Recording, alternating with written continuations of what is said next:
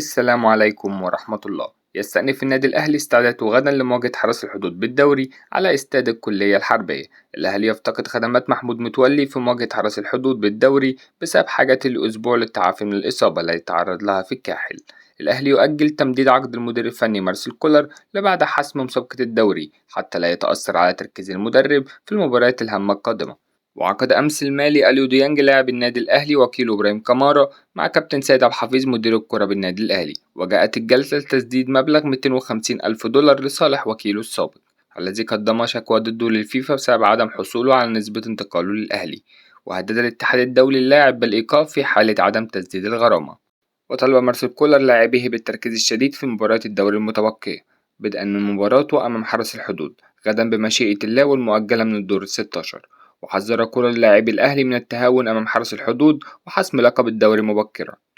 أحد المقربين من الشحات ليس مهتم بأي عروض ويمنح الأولوية للأهلي وينوي البقاء وليس لديه أي مشكلة في المقابل المادي، ولكن هناك بند مثير هو ما يعطل تجديد عقد اللاعب مع الفريق، وهو البند الذي يمنح الأهلي حقية فسخ عقد اللاعب في أي وقت بشرط إخطاره قبلها ب15 يوم فقط، وهذا البند الذي اعترض عليه اللاعب بشدة. وأعلن المهندس فرج عامر عن انضمام صفقة سوبر للأهلي ونشر على حسابه الشخصي عبر تويتر رسميا الأهلي تعاقد مع مهاجم سوبر من المغرب اسمه حمزة الهاروري، عنده 25 سنة ولاعب دولي في جميع المراحل السنية حتى المنتخب الأول، وهو تاني هداف الدوري المغربي.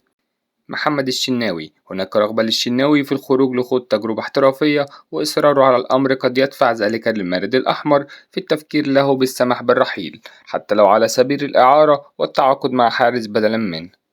محمد الضو كريستو يغيب عن مباراة حرس الحدود بسبب تأخره في العودة من تونس.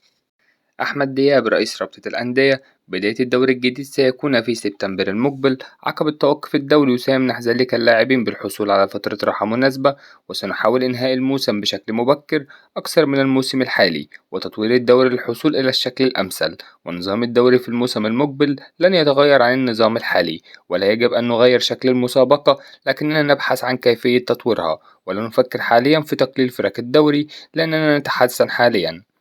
نادي زد يطلب استعارة رأفت خليل من الأهلي في الانتقالات الصيفية الحالية، والأهلي يدرس الأمر مع كولر.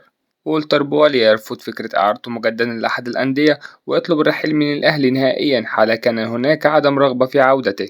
المدير الفني لنادي حرس الحدود يؤكد أن ناديه يدرس إقامة ممر شرف اللاعب الأهلي قبل مواجهة الغد بعد فوزهم بدوري أبطال أفريقيا. شائعة حصول الأهلي على توقيع أحمد فتوح التي قيلت في إحدى البرامج التلفزيونية تثير الرعب داخل نادي الزمالك. والجمعة جماهير الأهلي أصبحت تعتبر بطولة دوري أبطال أفريقيا مثل الدوري إذا لم يحققها كل موسم تبقى كارثة، رغم إنها بطولة قوية وتضم أندية قوية، ولكن الأهلي هو من عود جماهيره على ذلك. البطولة الأفريقية أصبحت مطلب أساسي للجماهير، وأصبح لا أحد يتقبل خسارة اللقب. البطولة الأخيرة كانت مهمة للغاية لأننا شعرنا بالظلم في البطولة السابقة. شعور لاعبي الأهلي في السنة الماضية جعل حماسهم مضاعف، وجعل اللاعبين والجميع يحتفل بالبطولة وكأنها أول بطولة يحققها الفريق، والأجمل إنها تحققت على نفس الملعب الذي تعرضنا للظلم عليه. الفترة القادمة لا تقبل أي تهاون، ولا بد من الانتهاء من الاحتفالات بالبطولة الأفريقية للعمل على استعادة الدوري. وهناك تحرك رسمي من إدارة النادي الأهلي وأعلنت تقارير حقيقية اقتراب اللاعب محمد حمدي لاعب نادي إنبي من النادي الأهلي، وتم الاتصال بالفعل مع شقيق اللاعب خلال الأيام الماضية من أجل التعاقد معه، واللاعب مرحب للعب للنادي الأهلي ولكن من خلال نادي إنبي. كولر يعلن 10 غيابات محتملة أمام حرس الحدود: حمزة علاء، محمد أشرف، أحمد نبيل كوكا لتواجدهم مع المنتخب الأولمبي، وأيمن أشرف وشادي حسين وبرونو سافيو ورأفت خليل وكريم الدبيس وعبد الرحمن رشدان ومحمد فخري سيغيبون عن مباراة الحرس نظرا لخروجهم من حسابات المدير الفني في الفترة الأخيرة.